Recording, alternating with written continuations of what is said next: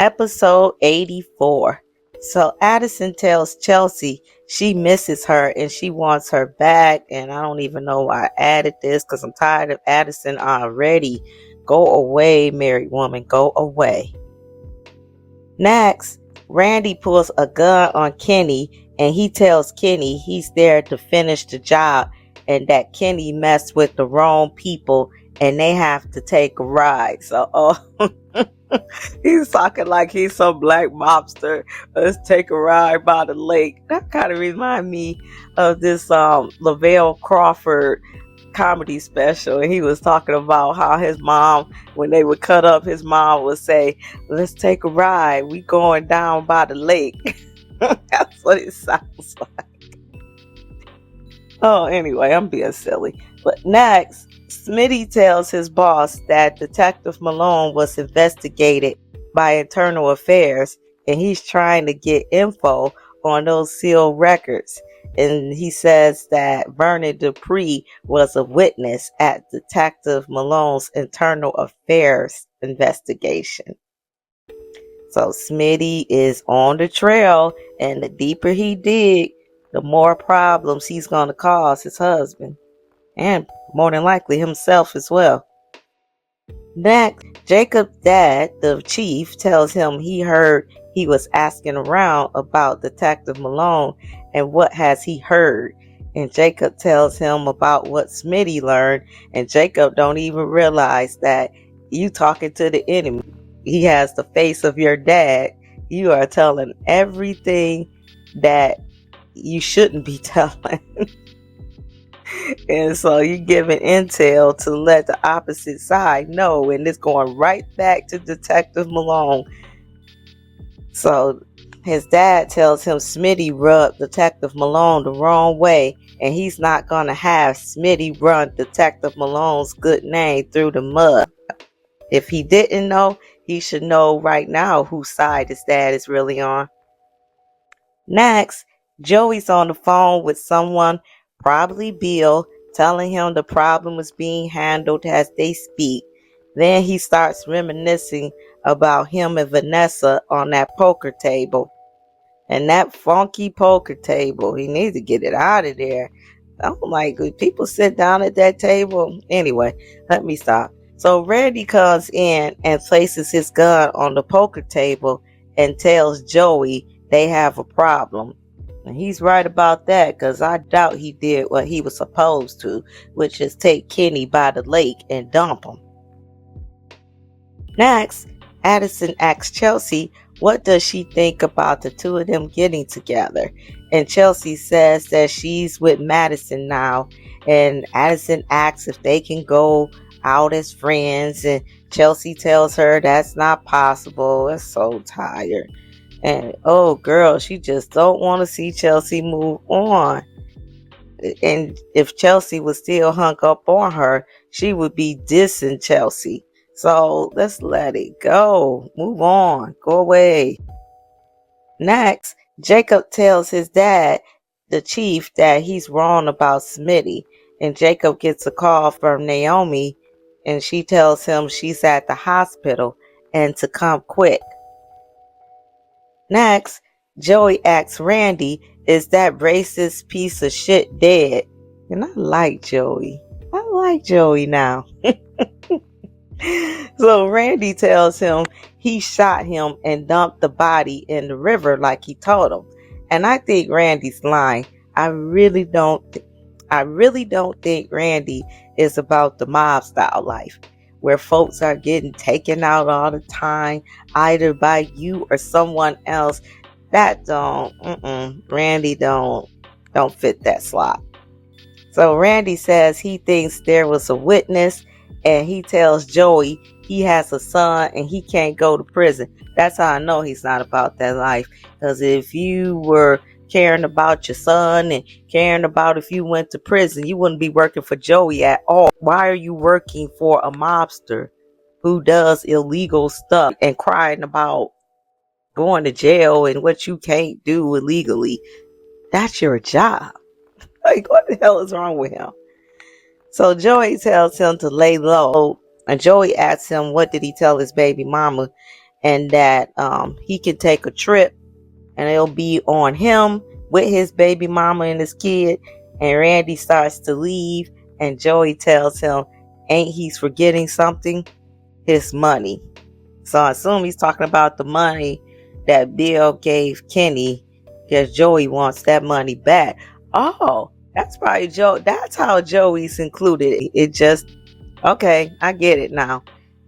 The money that Bill paid Kenny, Bill promised it to Joey if Joey would take care of the problem. So that's Joey's payment. Got it. Next, Naomi tells Jacob that the homeless woman they've been helping, June, she was assaulted, and the EMTs found Naomi's phone number in June's jacket and called her. And I read somewhere that June is more than likely Anita's old group member who passed, Barbara. So I read that June is her daughter. So I think she is, because in a previous episode, June was tripping out about a picture of two girls. And that picture looks a lot like a picture that Anita had when she was reading Barbara's letter, the letter that Barbara wrote before she passed. Next, Smitty asks the chief, can he ask him some questions? And the chief tells him Detective Malone is an outstanding detective, blah, blah, blah. And Smitty asks him about Detective Malone's internal affairs case. And the chief is looking like, damn, he knows too much. Next, Randy brings Joey the money Kenny was given by Bill, and Dr. McBride walks in and says, what the hell is going on here? And Dr. McBride might be the next one taking a ride down by the lake. He better turn around and get his ass out of there. Dr. McBride asks Joey what's with the gun Randy has, and Joey tells him he's turning it in because Randy's going on a trip, and Dr. McBride says where, and Joey tells him to Disneyland. And that should have told Dr. McBride right there, stop asking this man questions. He doesn't owe you any answers. And so Randy is just standing there looking like he's in shock and he's mute. Next, Vanessa tells Danny Dr. McBride has gotten into some financial trouble, and Danny asks does it have anything to do with gambling, because she and Pamela saw him with Joey at the casino. And Vanessa tells her that Doug owes Joey money, a lot of money. Martin runs up to the table and grabs the waiter pouring their water. And I guess he thought that waiter was Kenny, because the waiter kind of looks like Kenny from the back. And Martin hasn't got the memo yet that Kenny is supposedly taking a swim down by the river. Next, Smitty asks the chief, what does Vernon Dupree have to do with Detective Malone's internal affairs case? And Smitty tells him that his source says Vernon testified at Detective Malone's internal affair case, and Vernon probably testified as a favor for what Detective Malone did for Martin on the night in question. That's what I'm thinking. That's what it sounds like. So the chief tells Smitty that Vernon has information on the case that Detective Malone was being questioned on, and he volunteered to provide information he knew about the case. And that sounds like a crock of crap. No, he was doing it as a favor. And the chief says that Vernon's testimony got the investigation dropped. Of course it did. That's why Vernon did it, to return the favor. Next, Joey tells Dr. McBride he was giving Randy some money for his trip. And Randy tells him that nope, he's okay. He didn't want to take that money, and tells Dr. McBride he has to go. And Dr. McBride, he's so simple. He is not reading the room. Don't he see that that Randy is trying to get the hell up out of there, and he keep asking him to stay for a drink. And Joey tells Randy don't miss his flight. Next, Doug tells Vanessa that Randy is taking an extended trip to California. And Dr. McBride tells Randy he looks frightened.